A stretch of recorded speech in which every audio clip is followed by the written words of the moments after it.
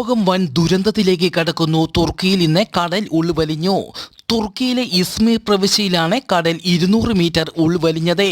കടൽ പിൻവാങ്ങിയതിനെ തുടർന്ന് നിരവധി ബോട്ടുകൾ കരയിൽ കുടുങ്ങി. സുനാമിക്ക് മുന്നോടിയായിട്ടാണ് ഇത്തരം പ്രതിഭാസങ്ങൾ കാണപ്പെടുന്നത്. ഇതോടെ ആശങ്കയിലാണ് ഇവിടുത്തെ ജനങ്ങൾ.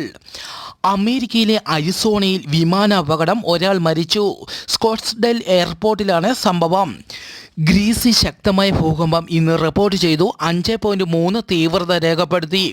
അമോർഗോസിന് സമീപമാണ് ഭൂകമ്പമുണ്ടായത്. അടിയന്തരാവസ്ഥ പ്രഖ്യാപിച്ചു. ഗ്രീസിലെ സന്റോറിനി ദ്വീപിൽ ഒരാഴ്ചയ്ക്കിടെ 7000 ഭൂകമ്പങ്ങൾ റിപ്പോർട്ട് ചെയ്തു. സന്റോറിനിയിൽ നിന്ന് ഏകദേശം 11,000 പേരെ ഒഴിപ്പിച്ചു. മധ്യ അമേരിക്കൻ രാജ്യമായ ഗോട്ടിമാലയിൽ ബസ് പാലത്തിൽ നിന്ന് കൊക്കയിലേക്ക് മറിഞ്ഞ് 54 പേർ മരിച്ചു.